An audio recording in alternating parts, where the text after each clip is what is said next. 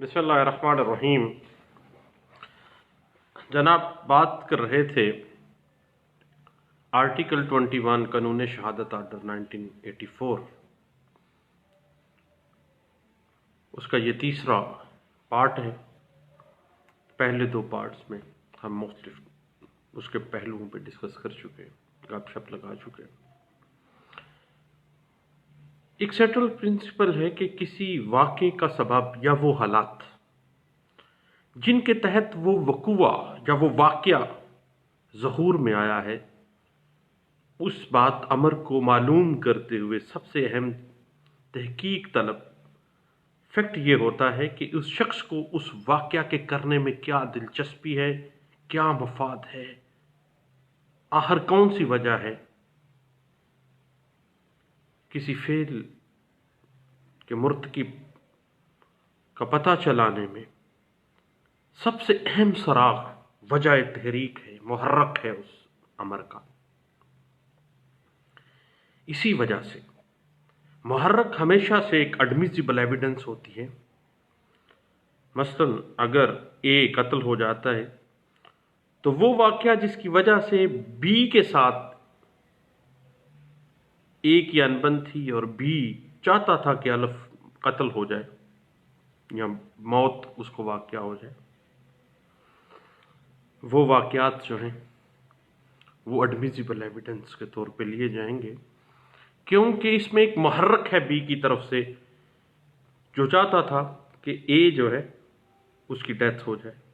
और उसका मरना उसके मफाद में था।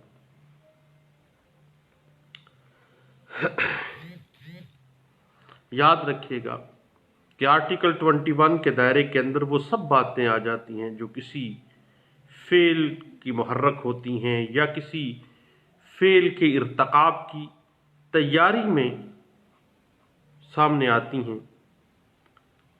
छोटी सी बात है कि हर बिला इरादा इंसानी फेल के पसे पर्दा कोई ना कोई वजह ज़रूर होती है।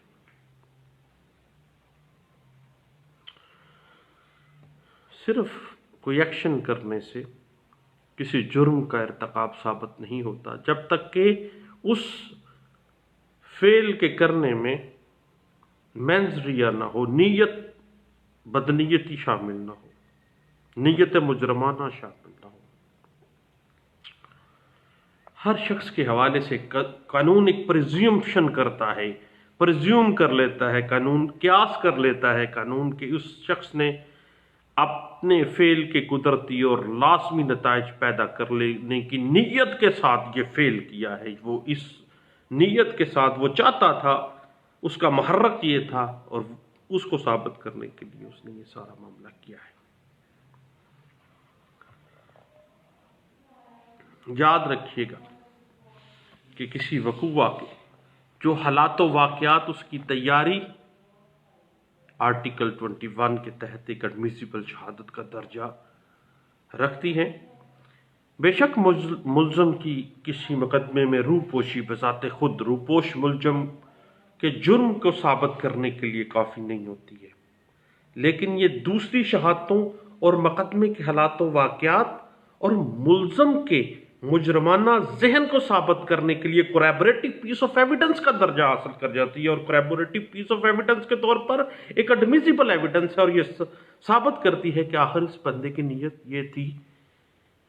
सब्सिक्वेंट एक्शन के तौर पर इसने ये काम किया कि फौरी तौर पर ये रूपोश हो गया है। और इस बात को डिस्कस किया गया था 2013 PCRLJ, पेज है 1490, पेशावर हाई कोर्ट का फैसला है। याद रखिए कि जब किसी मुल्ज़म ने कोई उज़्र सफाई पेश किया हो, कोई प्ली ले ली हो, सेल्फ डिफेंस ले लिया हो, प्ली ऑफ एलिबाई ले ली हो, तो उस प्ली को साबित करने का जो बर्डन है वो उसी पर है जिसने वो प्ली ली है। लेकिन जब शहादत इस्तगासा को तर्क कर दिया गया तो मुल्ज़म के इख्तियार करता जो उज़्र सफाई है उस पर मजमूई तौर पर या यकीन किया जाएगा या उसको عدم یقینی، اس کو بھی ریبٹ کر دیا جائے گا۔ یاد رکھیے کہ جب ایک ملزم فوجداری سماعت کے وقت کوئی پلی لے لیتا ہے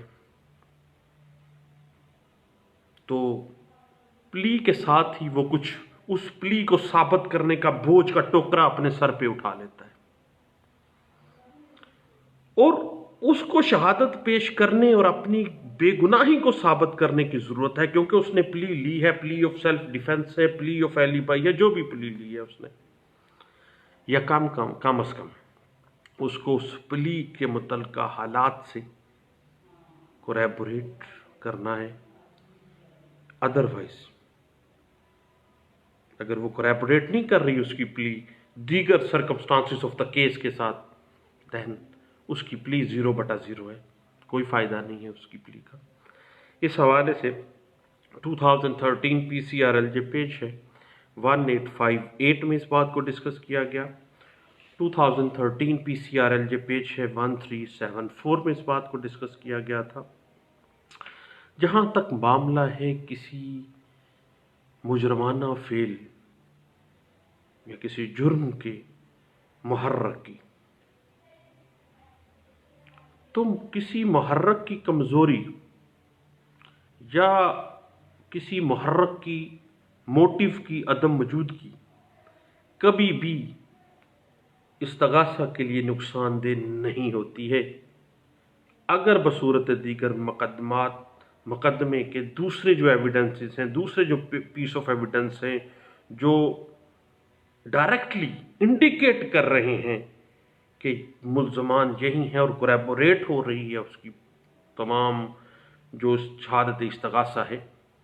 دین اگر موٹیو ثابت نہیں بھی ہوتا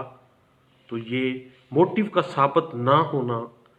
پروسیکیوشن کے لیے فیٹل نہیں ہے۔ اس حوالے سے ایک لینڈ مارک ججمنٹ ہے 2013 PCRLJ پیج ہے 692 میں اس بات کو واضح کیا گیا تھا۔ جہاں تک معاملہ ہے محرک کی ایویڈینشری ویلیو کا، اس پہ ہم پہلے بھی ایک ڈسکشن کر چکے ہیں مرڈر کیسز کے حوالے سے،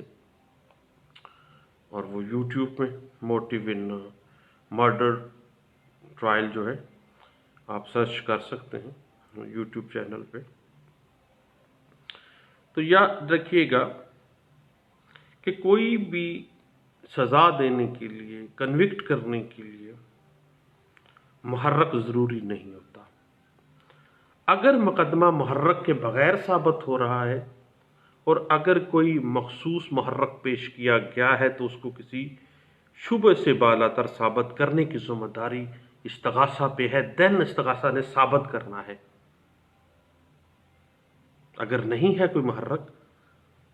اور دوسرے جو پیس آف ایویڈنس ہیں وہ ثابت کر رہے ہیں، استغاثہ کے سٹانس کو مضبوط کر رہے ہیں، دین محرک کوئی بہت زیادہ ضروری چیز نہیں ہے۔ اس حوالے سے 2013 PCRLJ پیج 462 ہمیں گائیڈ لائن فراہم کر رہا ہے۔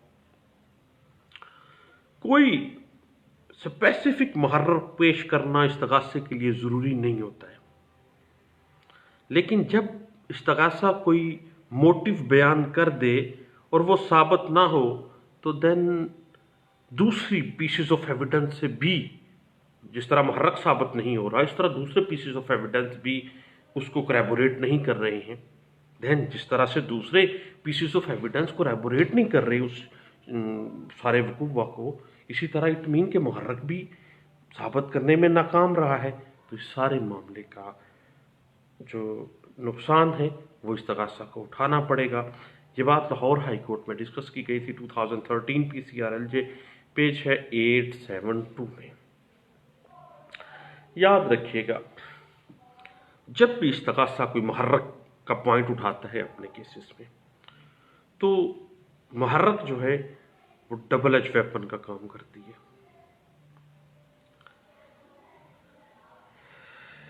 اگر یہ کسی شخص کو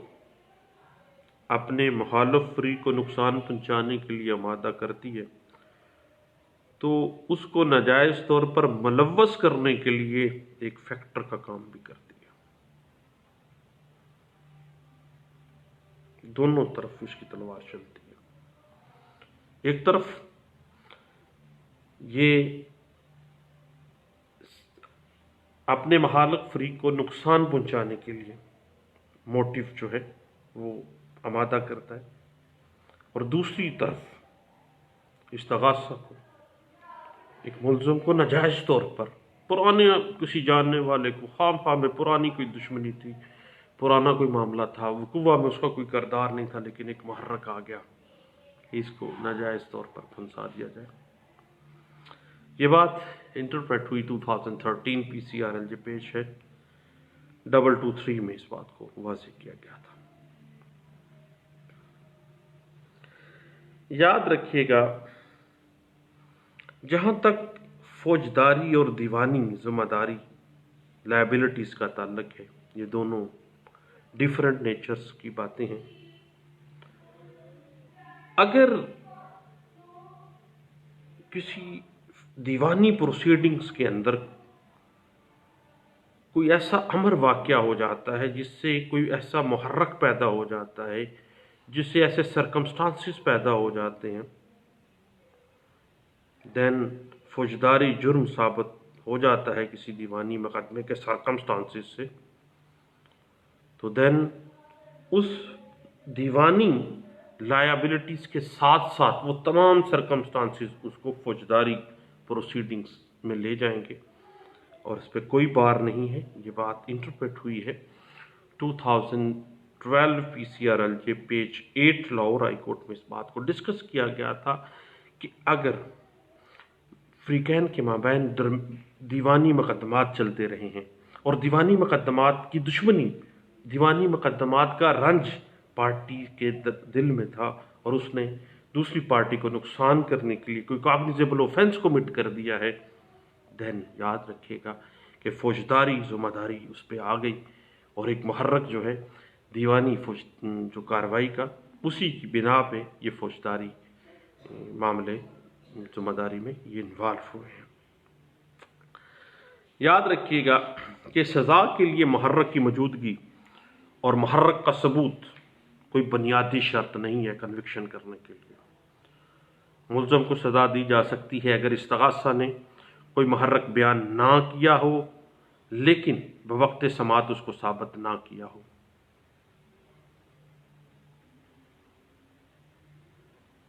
اس بات سے صرف اسی وقت فائدہ اٹھایا جا سکتا ہے جب ملزم کے خلاف ادر پیسز آف ایویڈنس جو ہیں وہ بہت زیادہ اسٹیبلش ہوں، بہت زیادہ اسٹرانگ ہوں، اور یقین کی حد تک، وہ سچائی کی حد تک وہ شہادتیں قابل قبول ہوں، ایڈمیسیبل ہوں، اور محرک جو ہے وہ ثابت نہیں ہو